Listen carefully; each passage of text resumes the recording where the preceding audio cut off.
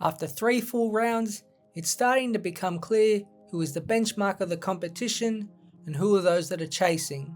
Round 3 only made it more apparent the style of play that looks to be most effective in 2025. And with only 4 sides still unbeaten in the competition, it's a great sign we are headed for another even home and away season marathon. The theme of the round has to be the changing of the guard. Regular finals teams over the past few seasons seem to be in danger of being overtaken by new up-and-comers. Carlton, Melbourne, Geelong and Port Adelaide have been around the mark for a while, but just seem a touch off the pace early. Carlton got a nice 4-goal start over the Bulldogs and held them off for 80% of the game. It was the moments and perhaps fitness, as noted by Michael Voss, that just cost them in the end. The Blues have been in all the games they have played, but have also faded out in second halves and were noticeably cagey and tight against the Bulldogs when the game was on the line. Despite a zip and 3 start, there are still small signs of life, but it just hasn't come together. Thursday night against Collingwood is probably season defining. Melbourne, on the other hand, looks deprived of all life. It's like the end of an era is in front of us. Like Essendon, off-season changes have probably shown this. They brought in Xavier Lindsay, who despite suffering a knee injury has looked very sharp early on, and Harvey Langford, 26 disposals and 6 clearances against the Suns in the 2024 draft. But the old cattle and Max Gawn, Christian Petrarca, Clayton Oliver and Jack Viney just haven't shown that same bite.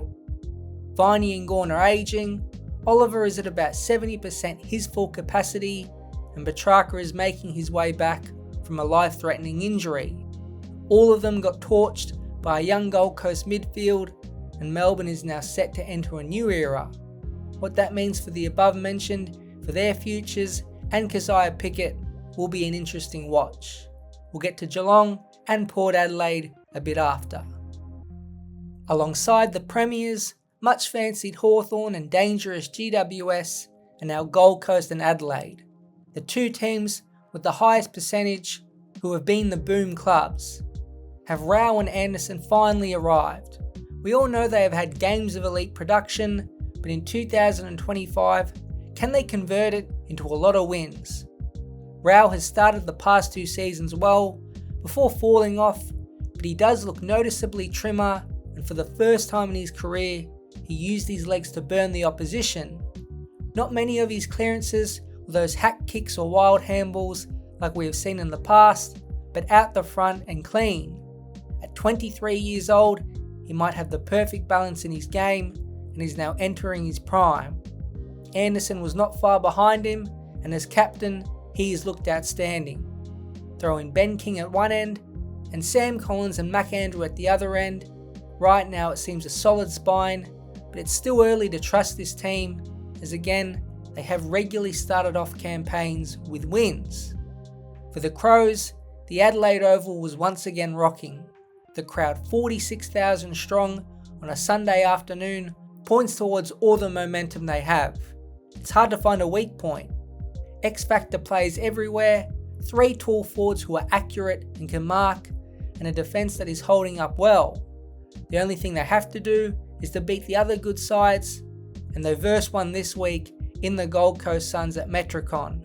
What a fascinating game that shapes up to be. Now the 2 big games this week were on the Saturday night, both with good teams, but both were often hard to watch. The slippery conditions at the Gabba settled, and that's when Brisbane took over. It's been an awesome start for them. They've had a late pre-season, had lots of pre-season injuries and surgeries, and they have trailed by multiple goals in every game. Yet they are set up nicely with 3 wins and 0 losses. They controlled the second half, kicking 7 goals to Geelong's 2. It was a repeat of the preliminary final. Well, to Geelong, they've had a funny last couple weeks. The first half looked trademark them.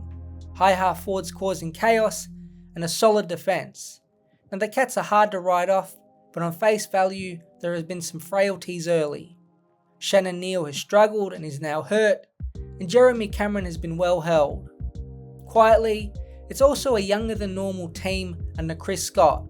Mitch Nevitt, Connor O'Sullivan, Ted Closey, Lawson Humphreys, Jai Clark and Oliver Dempsey are all playing important roles and have played well at times, but are they the reliable 7 out of 10 senior players that have normally filled out Geelong teams in the past?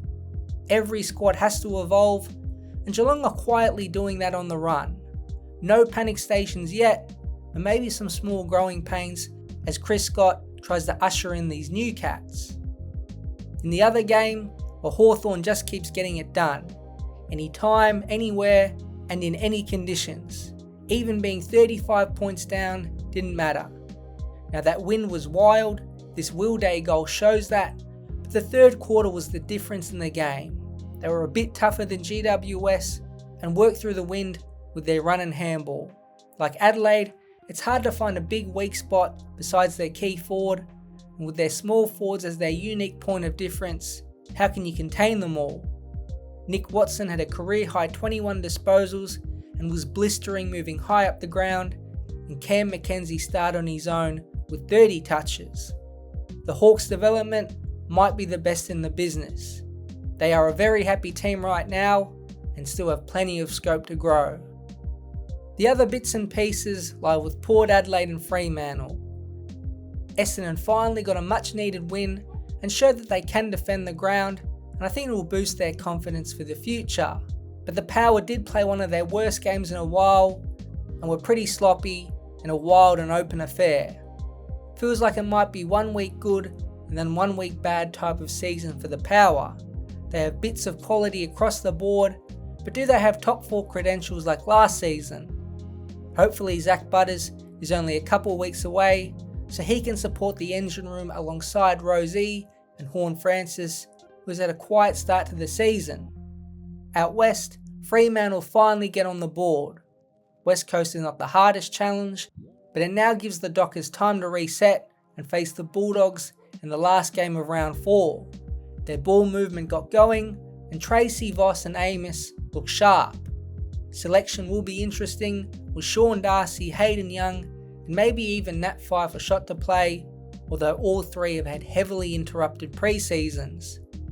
And shout out to Caleb Sarong, who won his 4th Ross Glendenning medal for best on ground in a derby. He is now equal with Paul Hazelby for most wins in a career, and at just 24, you would think that record will be smashed.